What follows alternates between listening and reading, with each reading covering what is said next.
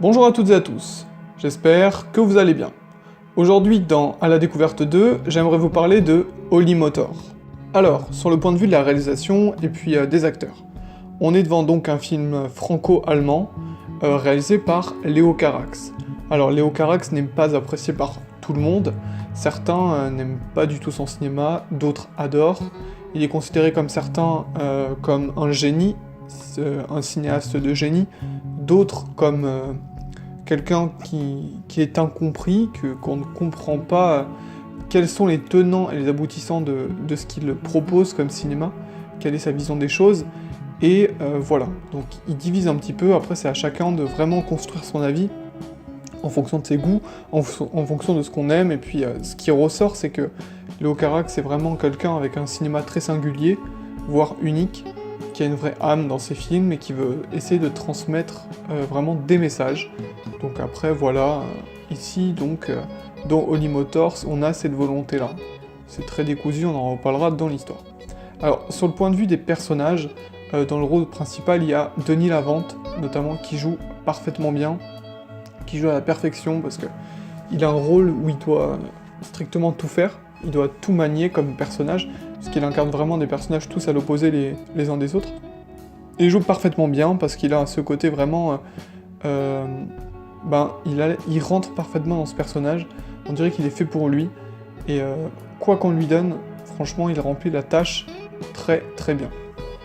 Alors sinon bon, il y a des apparitions comme ça un petit peu, on va dire, inattendues, notamment d'Eva Mendes, dans le cadre où elle apparaît ça va très bien, et c'est surtout très surprenant, le fait de la voir comme ça, de premier abord on pourrait dire qu'est-ce qu'elle fait là, et finalement c'est totalement justifié, donc ça c'est un très bon point du film. Et il y a d'autres acteurs et actrices comme ça, notamment vers la fin du film, il y a Kylie Minogue, qu'on aperçoit et qu'on développe un petit peu, donc ça c'est pas mal.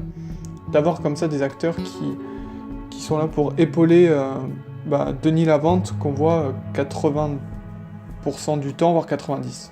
Donc voilà, c'est plutôt c'est un film fantastique et plutôt dramatique. Alors, pour le point de vue de l'histoire à présent, tout d'abord commençons par faire un petit résumé de ce qu'il se passe dans le film.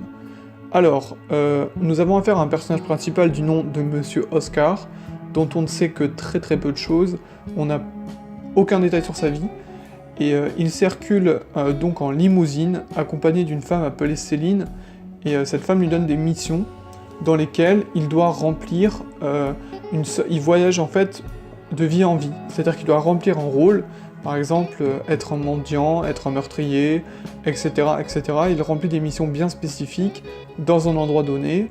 Une fois qu'il a terminé sa mission, il rentre dans la voiture et il continue. Donc c'est très particulier comme film, surtout dans sa manière d'aborder les choses, c'est-à-dire que on n'a aucun détail sur la vie de notre personnage, on ne sait rien.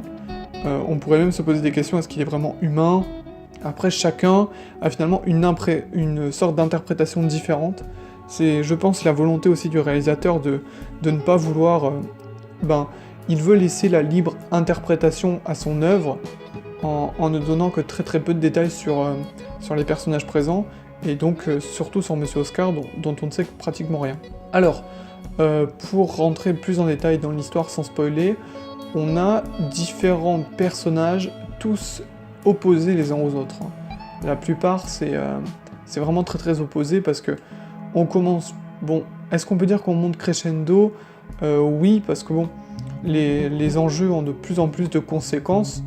Au début, c'est un mendiant, donc c'est une mendiante même, il s'habille en mendiante, et ça c'est à remarquer, c'est qu'il a tout un outillage pour se déguiser suivant le personnage qu'il doit incarner, et il rigole pas en fait, c'est-à-dire que il incarne pleinement son personnage sans concession, c'est-à-dire que son visage change radicalement d'un plan à l'autre.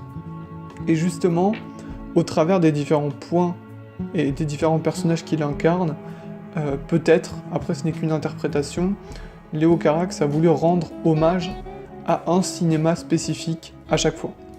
C'est-à-dire qu'il y a notamment une scène où il a des capteurs, etc., où il bouge sur l'écran, etc. Enfin, ça peut être une référence à pas mal de films d'action, et même si vous voulez, aux chorégraphies implantées dans les films coréens ou américains d'action.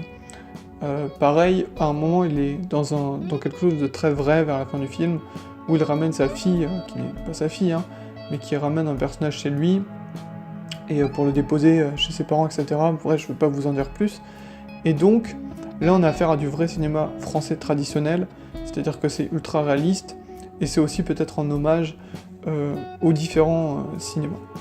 On peut voir ce film comme un livre par chapitre, c'est-à-dire qu'on ouvre un chapitre, on ouvre une histoire, on ouvre des enjeux, et après on les ferme, hop, on passe à autre chose, et finalement, notre personnage principal, Monsieur Oscar, ne fait qu'incarner ce que on veut véhiculer comme information, que l'on veut véhiculer comme but dans cette partie de l'histoire précise.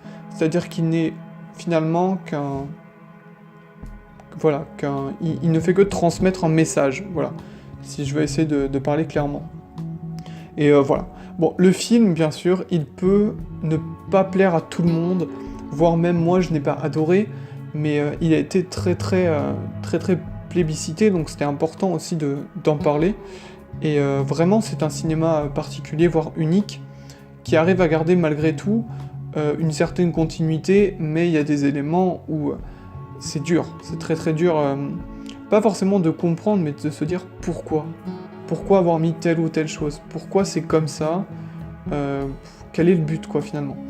Il est très déconstruit, et en fait, c'est un film dans lequel il ne veut pas spécialement vous pousser à l'apprécier, mais c'est plutôt à vous de faire le travail, de se dire « Non, je vais rester, je vais essayer de comprendre, qu'est-ce que je vois devant moi, quels sont les enjeux, je veux en savoir plus, quoi. » Il peut être intriguant sous cet aspect.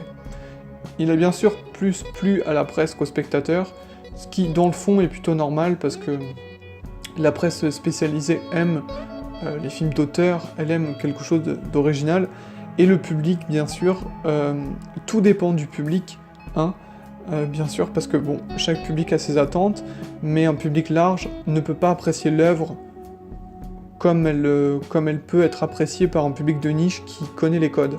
C'est-à-dire que c'est des codes très spécifiques, et on peut comprendre les gens qui ont du mal à bien saisir qu'est-ce que veut représenter le film.